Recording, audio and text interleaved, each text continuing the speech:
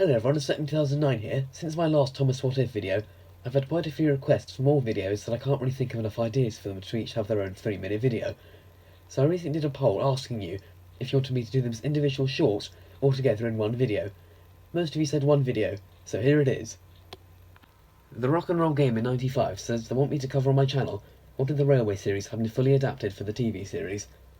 I heard somewhere that it was planned for Super Rescue to be adapted for Series 3. The crew did try to make a Flying Scotsman model, but only got as far as the tenders in the face before they ran out of money. But if they didn't run out of money, then I can see all of Enterprising engines being adapted for Series 3.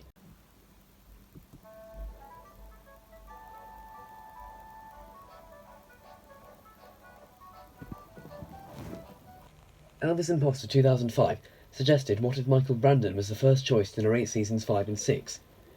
If Michael Brandon narrated Series 5, then he'd probably be given the role of Mr. Conductor in Magic Railroad. I'll let you picture Michael Brandon's Mr. Conductor. Personally, I don't think that would work, but that might just be my opinion because I personally think that Alec Baldwin was a better narrator. As for Series 6, Brandon did actually narrate some of the episodes for PBS.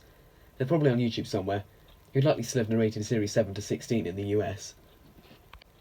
Sparkling Jam had a few. The first one is, what if Thomas ended after Magic Railroad?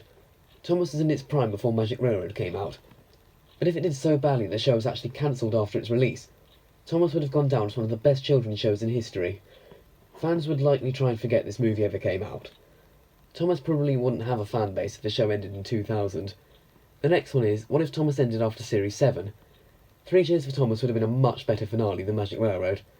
I wouldn't consider Series 6 or 7 to be bad at all, so Thomas still would have gone down as one of the best children's shows ever, without a single bad series.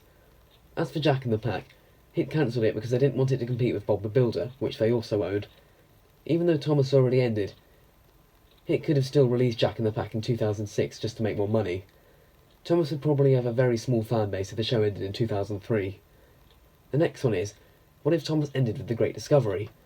The Great Discovery would have made a fantastic finale. This would be no-brainer era, and the fan base would be a lot smaller than it is today. The last one from Sparkling Jam is, what if Thomas ended after Journey Beyond Sodor? Apparently this was supposed to be the finale to Thomas. If it actually was, then this means that Bob and All Agents Go wouldn't have to exist. And I'm fine with that. This probably wouldn't have affected the fanbase too much, because I don't think many people in this fanbase would have grown up with Bob and All Engines Go. For all of these, the main effect is that Thomas would be less and less known the sooner it ended. Rory Campbell suggested, what if the Nitrogen era continued?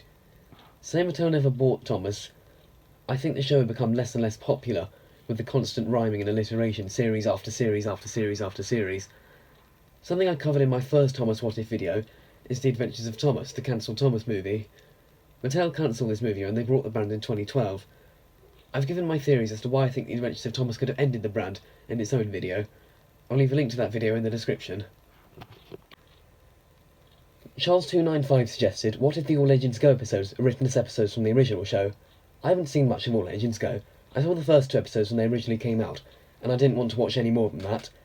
I know about the returnees and new characters, and a few of the plotlines, so I'll try and respond accordingly to what I've actually seen. I can see the new characters being incorporated into the original show, Bruno just being another brake van like Toad, Carla using a similar design to Kenji, and Sandy, I don't know.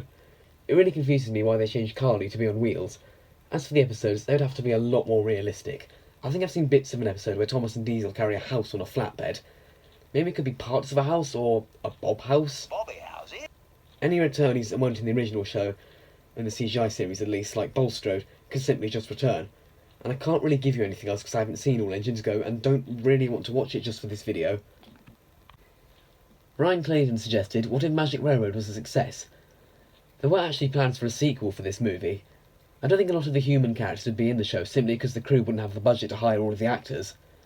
This could have been Thomas going forward, with the episodes being more about magic and a new movie about Shining Time in the Magic Railroad coming out every few years.